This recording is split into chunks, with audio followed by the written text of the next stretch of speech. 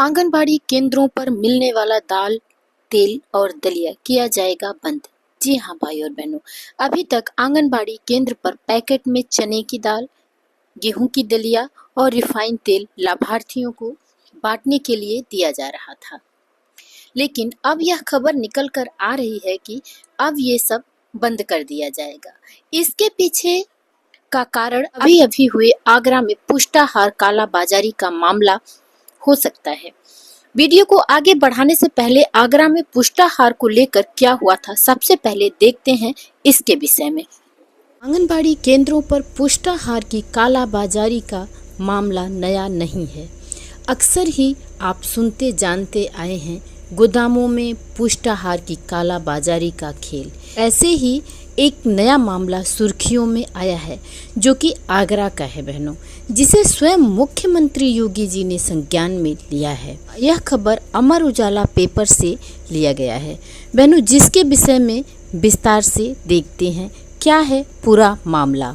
गोदाम मालिक हुआ फरार, 4 आंगनबाड़ी कार्यकर्ता निलंबित। पुष्टाहार की कालाबाजारी पर अमर उजाला की खबर का मुख्यमंत्री ने लिया संज्ञान।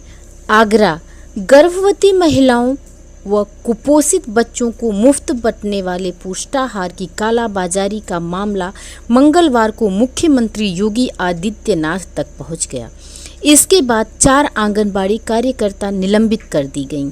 जी हाँ बहनों, जब ये खबर मुख्यमंत्री योगी जी तक पहुंची तो इस मामले को और ज़्यादा अच्छी तरह से लिया गया है और 4 आंगनबाड़ी कार्यकर्तियों को किया गया है निलंबित। आगे पढ़ते हैं। नाई की मंडी स्थित जिस गोदाम में पुष्टाहार की दाल व रिफाइंड जब्त की गई थी, उसके मालिक प्रवीण अग्रवाल के विरुद्ध मुकदमा दर्ज किया गया है। मंगलवार को मुख्यमंत्री की वीडियो कॉन्फ्रेंसिंग में अमर उजाला की खबर पर प्रशासन व पुलिस अधिकारियों से जवाब तलब हुआ। अधिकारी आदिश मिश्रा ने बताया कि मजिस्ट्रेट जांच में प्रथम दृष्टया 4 आंगनबाड़ी महिला कार्यकर्ताओं की भूमिका संदिग्ध मिली है, जिसके बाद नाई की मंडी केंद्र की संचालिका मालती सेवहरे, मीरा हुसैनी केंद्र की भारती, मंटोला केंद्र की इंदु शर्मा और नालबंद केंद्र की संचालिका कांता शर्मा को निलंबित कर दिया है।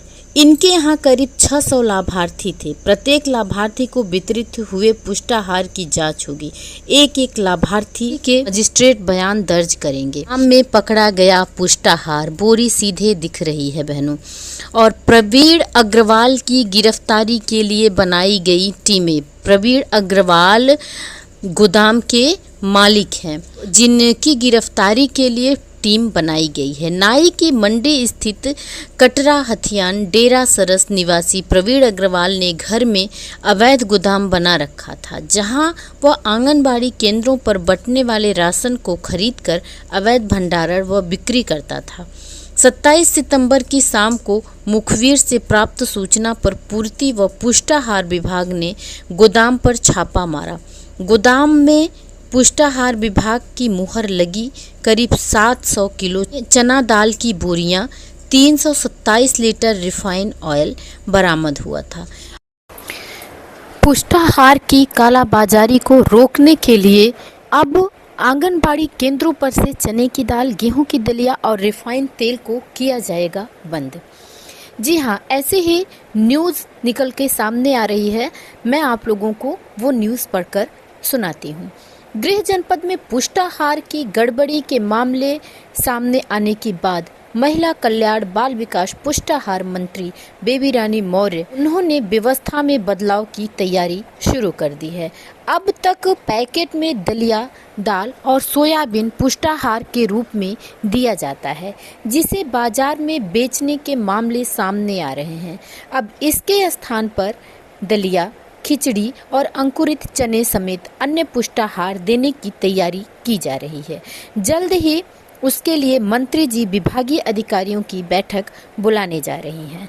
तो बहनों, आप लोगों ने देखा कि गेहूं की दलिया, चने की दाल और रिफाइंड ऑयल को बंद करने का मुख्य कारण है पुष्टाहार की कालाबाजारी।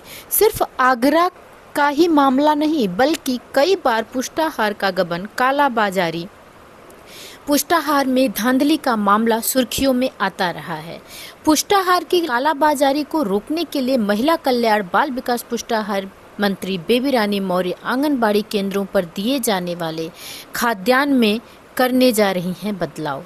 अभी तक जो राशन आ रहा था उसका कई प्रकार से उपयोग कर पा रहे थे हमारे लाभार्थी।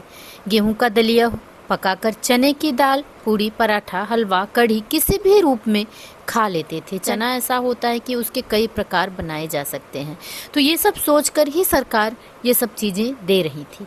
पर जब पक्की दलिया, खिचड़ी और अंकुरित चना दाल आंगनबाड़ी केंद्रों पर दिया जाएगा तो क्या रोज रोज गर्भवती धात्री आंगनबाड़ी केंद्रों पर खाने के लिए आएंगी?